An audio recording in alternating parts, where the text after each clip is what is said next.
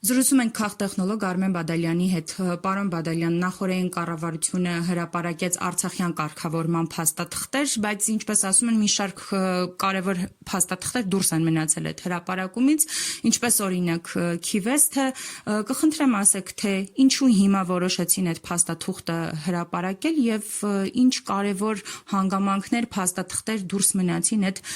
հրապարակումներից, որտեղ օրինակ Փաշինյանը ասում էր, որ Քիվեսթի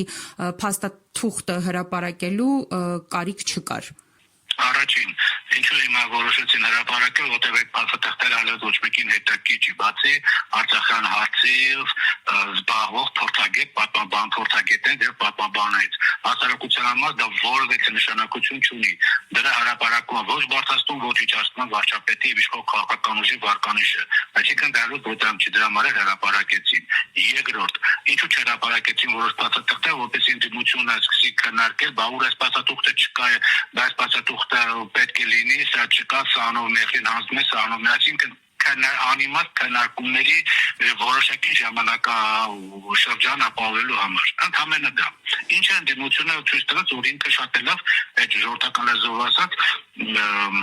ուտը կերավ, այսպես ասենք, էլի անկալեց, խանթուն այդ խաղը չհասկանալով ու սկսեց ասել, այ Քիվեսթը չկա, այն մեկ ասեցին այս Կազանով այսպես է լինում, այն մյուս ասեց, այ չէ Կազան ավելի լավ էր, այն մյուսն էր ավելի վատ։ Այսինքն սկսեցին քննարկել մի հարց, որը որևէ արժեք այս պայծրությամբ չի ներկայացնում։ Պարոն Բադալյան, այսինքն ստացվում է ուղղակի իրապես օրակարգերից շեղելու միջոց էր սա։ Այո, որ հաջողություն ունեցավ։ Այս պայծրությամբ ունենում է եւ ինչքան շարունակվի քննարկումը, այնքան հաջողությունը կունենա։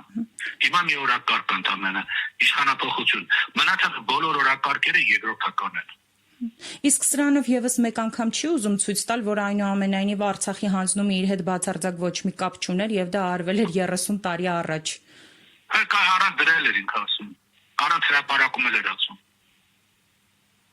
Ինքը ընդամենը մի բան ուզում անել։ Ինքը ընդամենը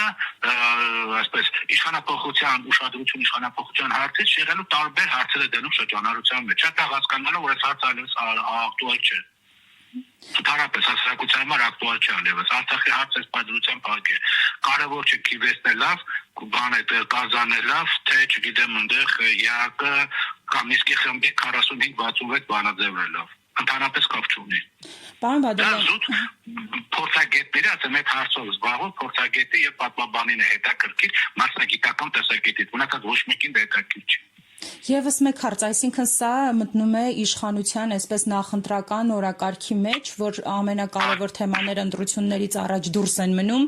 սա բերվում է առաջ ու իրենք շատ սահուն կերպով գնում են ընտրության։ Այո։ Շնորհակալ եմ մեկնաբանության համար։